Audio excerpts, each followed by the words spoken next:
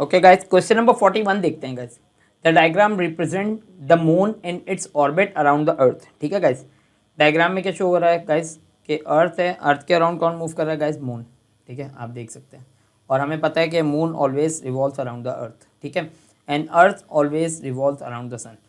Which arrow represent the direction of resultant force acting on the moon at the instant shown. Guys वैसे ये इस topic का question नहीं है, ये डायनामिक्स में हमने इस तरह के बहुत सारे क्वेश्चन सॉल्व किए हैं और मैंने उसमें आपको बहुत डिटेल में बताया है कि जब भी कोई बॉडी सर्कुलर पाथ में मूव करेगी तो हमेशा रिजल्टेंट फोर्स की डायरेक्शन कहाँ होगी? वो towards the centre of the circle होगी। ठीक है गाइस, तो उस टॉपिक में आप जाके देखेंगे एमसीक्यूज तो आपको, या क्वेश्चंस देखेंगे तो आपको बहुत डिटेल में पता लग जाएगा। ये इस टॉपिक का क्वेश्चन नहीं है। ठीक है, तो गाइज इसमें option A would be the correct answer, लेकिन इसकी अंडरस्टैंडिंग आपको डायनेमिक्स चैप्टर में कंप्लीटली मिल जाएगी। और बस आप ये भी याद रखेंगे जब भी कोई बॉडी सर्कुलर पाथ में मूव करेगी तो ऑलवेज जो रिजल्टेंट फोर्स एक्ट करेगी टुवर्ड्स द सेंटर करेगी। ठीक है गाइस, तो ये इस तरह भी याद रख सकते हैं। तो इन्होंने रिजल्टेंट फोर्स का ही पूछा और ये ऑप्शन इसका करेक्ट आंसर है। अच्छा guys, a car is brought to rest in 5 second. Guys rest का क्या मतलब है? वेलोसिटी जीरो हो गई, यानी कि फाइनल वेलोसिटी क्या हो गई गाइस? फाइनल वेलोसिटी हो गई zero from in 5 second from 10। Guys initial velocity कितनी थी? 10, यानी जब आपने बॉडी को देखा उसकी वेलोसिटी कितनी थी? 10, और ब्रेक अप्लाई की विद इन 5 सेकेंड वो रेस्ट में चली गई। What is the average acceleration? Guys formula क्या है? A is equal to v minus u upon to T.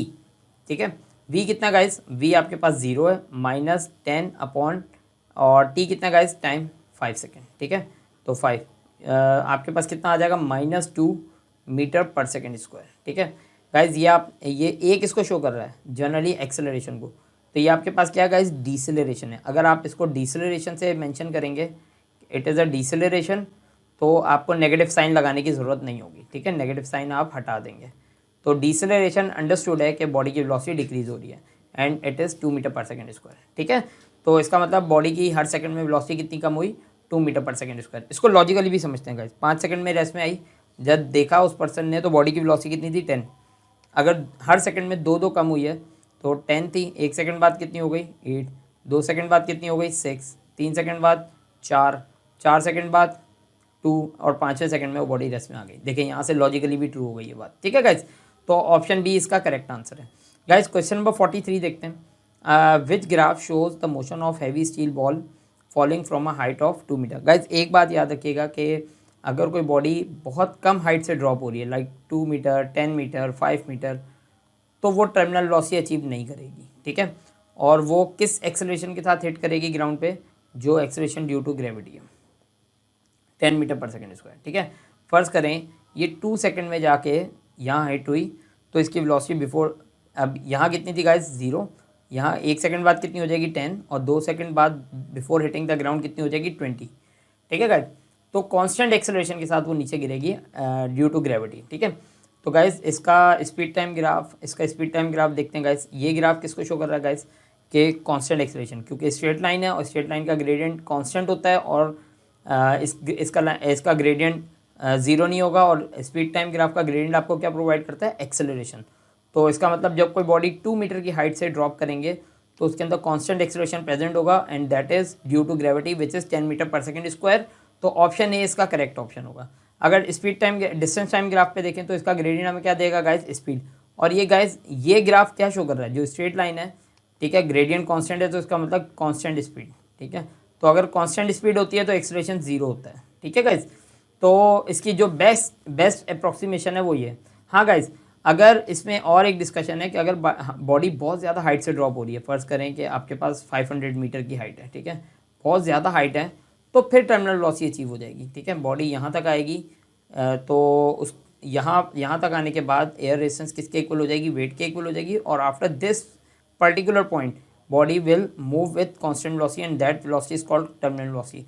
अगर बॉडी बहुत ज़्यादा हाइट से ड्रॉप होती तो फिर ऑप्शन ये सही हो सकता था, लेकिन उसने बता दिया सिर्फ 2 मीटर की हाइट से ड्रॉप हो रही है, तो अगर कोई बॉडी बहुत शॉर्ट हाइट से ड्रॉप करेंगे तो वो टर्मिनल वेलोसिटी अचीव नहीं करेगी। ठीक है, अगर टर्मिनल वेलोसिटी अचीव करनी है तो बॉडी या तो बहुत हल्की होनी चाहिए ताकि एयर रेजिस्टेंस की वजह से टर्मिनल वेलोसिटी बहुत जल्दी अचीव हो जाए, और बॉडी की मतलब काफ़ी हाइट से गिरनी चाहिए बॉडी। ठीक है गाइज, तो अगर बॉडी 2 मीटर की हाइट से ड्रॉप करेगी तो टर्मिनल वेलोसिटी अचीव नहीं करेगी, कांस्टेंट वेलोसिटी के साथ हिट करेगी, कांस्टेंट एक्सेलरेशन के साथ हिट करेगी, वेलोसिटी उसकी 2 सेकंड में मतलब वेलोसिटी उसकी ज़्यादा होगी, लेकिन एक्सेलरेशन कांस्टेंट होगा और स्पीड टाइम ग्राफ का ग्रेडियंट आपको क्या देता है, एक्सेलरेशन। और कांस्टेंट एक्सेलरेशन कांस्टेंट ग्रेडियंट कहाँ मिलेगा, ऑप्शन ए में। और कांस्टेंट ग्रेडियंट किस चीज़ को शो करेगा, कांस्टेंट एक्सेलरेशन। और देख सकते हैं आप कांस्टेंट एक्सेलरेशन 10 है, ठीक है गाइस। अच्छा गाइस, क्वेश्चन नंबर 44 देखते हैं। When a block of would of 2 kg is pushed along a horizontal flat surface of a bench. Guys bench है, ठीक है, और एक ब्लॉक को हम पुश कर रहे हैं, ठीक है, और इस ब्लॉक का मास कितना है 2 kg, ठीक है। हम इसको फॉरवर्ड डायरेक्शन में पुश कर रहे हैं of a bench. The friction, अच्छा गाइस, फ्रिक्शन अपोजिट डायरेक्शन में कितनी एक्ट हो रही है, 4 न्यूटन, ठीक है। When the block is pushed along the bench with the force of 10 Newton. Guys कितनी फोर्स से पुश किया जा रहा है इसको, 10 न्यूटन की फोर्स से, ठीक है। It moves with constant, obviously बात है गाइस, इन दोनों का रिजल्टेंट कितना होगा, ये फॉरवर्ड फोर्स है और ये फ्रिक्शन फोर्स है, तो रिजल्टेंट फोर्स कितनी होगी गाइस, वो होगी आपके पास 10 - 4 6 न्यूटन, क्योंकि अपोजिट डायरेक्शन में 10 फॉरवर्ड डायरेक्शन में और फ्रिक्शन फोर्स अपोजिट डायरेक्शन में। जब भी फोर्सेस अपोजिट डायरेक्शन में होती हैं तो हम सब्ट्रैक्ट करके रिजल्टेंट फोर्स निकालते हैं। तो गाइस मास भी गिवन है, एक्सेलरेशन निकाल लें, F is equal to F resultant is equal to m a. Resultant force कितनी guys, 6 is equal to mass कितना है 2 मल्टीप्लाई बाय ए, और a would be equal to 3 metre per second square. इसका मतलब ये है कि ये पर्टिकुलर बॉडी जिसमें फॉरवर्ड डायरेक्शन में 10 न्यूटन फोर्स लग रही है और फ्रिक्शन फोर्स कितनी है गाइस अपोजिट डायरेक्शन में 4 न्यूटन, ये पर्टिकुलर बॉडी कितने एक्सेलरेशन के साथ फॉरवर्ड डायरेक्शन में मूव करेगी, 3 मीटर पर सेकेंड स्क्वायर के साथ। यानी कि इस बॉडी की वेलोसिटी में हर सेकंड में 3 इंक्रीज होगी वेलोसिटी, ठीक है। फर्ज करें यहाँ कितनी हो गई, यहाँ 0 थी, यहाँ कितनी हो गई गाइस 3, फिर 1 सेकंड बाद कितनी हो जाएगी 6, फिर 1 सेकंड बाद कितनी हो जाएगी 9। तो कांस्टेंट एक्सेलरेशन के साथ बॉडी आगे मूव करेगी, ठीक है guys. Option C would be the correct answer. Guys question number 45 देखते हैं।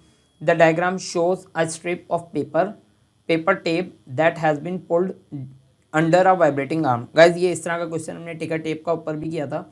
एक वाइब्रेटिंग आर्म है, फर्ज करें यहाँ एक निडल है, ठीक है, ये निडल है और यहाँ एक स्ट्रिप है, ठीक है, जिसको पुल किया जा रहा है, ठीक है, और ये निडल कंटिन्यूसली वाइब्रेट कर रही है। जैसे जैसे स्ट्रिप को इधर मूव करेंगे तो निडल होल करती रहेगी इसमें या डॉट्स प्रोड्यूस करती रहेगी, ठीक है गाइस। ये वाली सिचुएशन है इस स्ट्रिप के साथ, ठीक है। अच्छा, by an object moving at a constant speed. गाइस देखिए कांस्टेंट स्पीड से मूव कर रहे हैं तो इसलिए डॉट्स के बिटवीन डिस्टेंस इक्वल है, ठीक है। The arm was vibrating regularly making 50 dots पर सेकेंड, ठीक है।